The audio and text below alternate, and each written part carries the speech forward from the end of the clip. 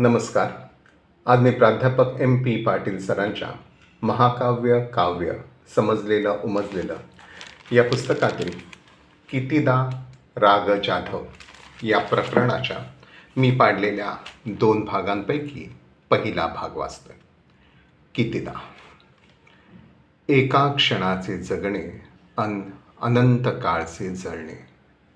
कितीदा आपणच आपल्याला सरणावरती ठेवावे. कितीदा विसरता यावे, कितीदा सावरता यावे. आठवांचे आभाळच जेव्हा माथी कोसळत येते. कितीदा अडवावे लोंढे, कितीदा बांध घालावे. भंगुनी व्यथांचे बंधारे, चहूकडे पाणीच पाणी व्हावे. कितीदा रात्रींनी तिष्ठावे, चांदण्यांना पुसत असावे. कितीदा उलकांना झेलण्या, दुबळे हात पसरावे. कितीदा मालवावे सूर्या, किती दिसांना अनाथावे. उजेडाला बिचकत बिचकत किती काळ वाघोळ व्हावे. कितीदा ठरवावे तुला, रानो माळ शोधीत जावे. तुला टिपणाऱ्या काळाचे सगळे हात कलम करावे. कितीदा लपवावे डोळे, क्षणोक्षणी पाणवणारे. कितीदा धुंडावे एकांता, लपत छपत लाचारीने. कितीदा टांगून घ्यावे, कितीदा फास आवळावे. कितीदा संजीवनीने आपलेच शव उठवित राहावे. राग जाधव यांच्या वियोग ब्रह्म या विलापकेतील कितीदा ही केंद्रवर्ती कविता. केंद्रवर्ती अशासाठी म्हणायचे की तीमधून संपूर्ण वियोग ब्रह्मचे भावसत्व एखाद्या सहृदयाला आकळून यावे. कसे गरगरले डोळे, असहाय्य पापण्यांनी डोळे मिटले. बलात्कर्षाचे हे भीषण नाट्य माझ्या समोरच घडले. त्या सकाळी केलेच प्रस्थान. ही वियोग ब्रह्मची कारण घटना. संवेदनशील कवीच्या पत्नीचा मृत्यू ही ती विपद घटना. तीमधून त्याच्या संवेदनांना जाळत आलेले विरहभाव आणि त्यांनी साकार झालेले हे शब्दरूप वियोग ब्रह्म.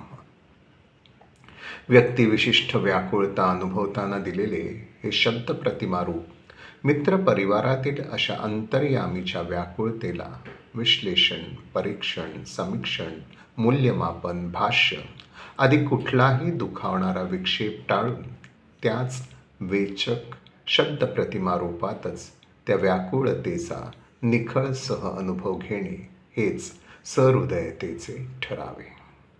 त्यासाठी कितीदा सारख्या एखाद्या केंद्रवर्ती कवितेला मध्यवर्ती आधारभूत ठेवून इतर कवितांतील व्याकुळ भावसत्वाचा सह अनुभव घेत जाणे असा संक्षेप विस्ताराचा बंध संबंधित व्याकुळ उत्कटतेला जपणारा ठरावा.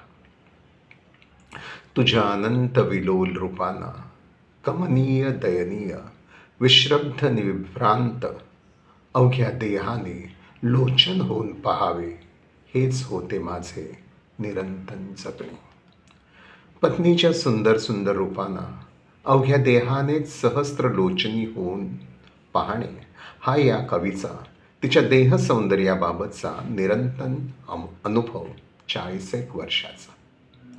त्या निरंतराच्या नितांतरम्य जगण्याला आणि त्या स्वप्नमयी काळाला तो एका क्षणाचे जगणे असे सारांश रूप देतो आहे. ती गेल्यानंतर तो 40 वर्षाचा काळ आता केवळ एक क्षण एवढाच कवीच्या विश्वातील मानसिक काळ ठरतो आहे. कारण आता तिच्या मृत्यूनंतरचा कवी भोगत असलेला केवळ काही दिवस महिन्यांचा उत्कट व्याकुळ मानसिक विरह काळ आता अनंत वर्षांचा ठरणारा असतो. कारण पहिल्या काळात फक्त जगणे होते आणि दुसऱ्या काळात आता फक्त जळणे उरणार असते. ते 40 वर्षाचे एका क्षणाचे जगणे कसे होते? रूप जाई न पहावे, निळ्या मोराचे नर्तन, निळ्या नभाचे गुंजन, देहमनी डबरावा, फळा फुलांचा बहर. एवढेच अशा रंगात लईत, अशा गंधात नादात, भान जिण्याचे फुलावे, फूल भानाचे मिटावे, असे आगळे वेगळे. तिच्या आगळ्या वेगळ्या रूपशिलाच्या निर्भान सौंदर्याचा नूरच काही वेगळा होता. त्यातून तसे ते स्वप्नवत जगणे कवीच्या वाट्याला आले होते. शिवाय हसत मुखानेच समस्या येते, हसत मुखानेच थांबत, हसत मुखानेच बोलत, निरोपही हसत मुखानेच घेत. ही तिच्या सांगातेतील स्मितहास्याची किमया, त्याहून हे स्मित सौख्याचे जगणे कवीच्या वाट्याला आले होते. याखेरीज तू तेजाने जगून दाखवलेस, उद्धट आव्हानांना काडीसारखे उडवून दिलेस. तुझे अदम्य चैतन्य अजून सळसळते. असे तिचे अदम्य तेजस्वी चैतन्य कवीच्या सहजीवनाला निर्भय साथ देत राहिले होते. म्हणून त्याचे जगणे बेभान अस्मितापूर्ण ठरले होते. त्या सकाळच्या तिच्या प्रस्थानाबरोबर ते 40 वर्षाचे हसतमुख चैतन्य प्रेरक रंगगंध बहराचे जगणे आता एका क्षणाचे क्षणभंगूर ठरून जाते आणि त्या स्वप्नमय जगण्याच्या आठवांचे आभाळच माथी कोसळत येते. आणि यापुढील एक एक जळता क्षण असा येतो आहे की हे उर्वरित जगणे जाणणाऱ्या अनंत काळाचे ठरणारे असते. कितीदा तरी आपणच आपल्या सरणावरती ठेवावे असे जाणणारे असते. तेव्हाच पेटली ती सकाळ, सगळीकडे आगच आग, असा या अनंत काळाचा जळता प्रारंभ असतो. आता ही उजेड विसरून उजाडणारा दिवस, अनगहाळ तारांगण, अंधारातच शोधणारी रोजची रात्र नाही सहन होत.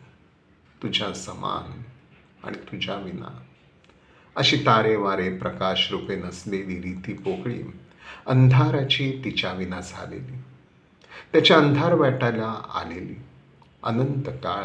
आणि मग अनंत काळाच्या या मिट्ट अंधारात किती काळ जपणार या पापण्या तिच्या सुंदरतेच्या प्रकाशाची रूपे, असा त्याचा त्या सुंदर सहजीवनाविषयीचा असहाय्य प्रश्न. ते आपल्या सुंदर जगातील सुंदर जगणे त्याचे काय झाले? तू गेल्यावर आपले जग आपल्या सकट जणू गहन गुहेत दडले.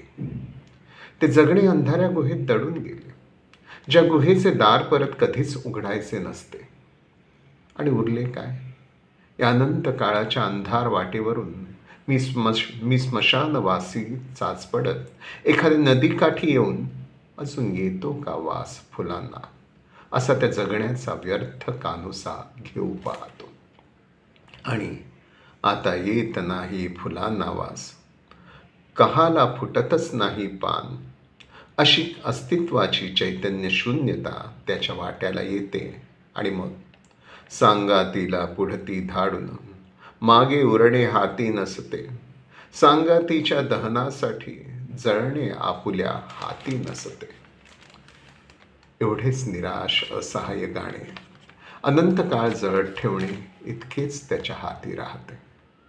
कितीदा व्यथांचे बंधारे अडवावे, कितीदा रात्रींनी तिष्ठावे, कितीदा मालवावे सूर्य, किती दिसांना अनाथावे, कितीदा टांगून घ्यावे, कितीदा फास आवळावे, असे त्याचे हे अनंत काळाचे जळणारे जगणे ही केंद्रवर्ती कविता परत परत आळवते आहे.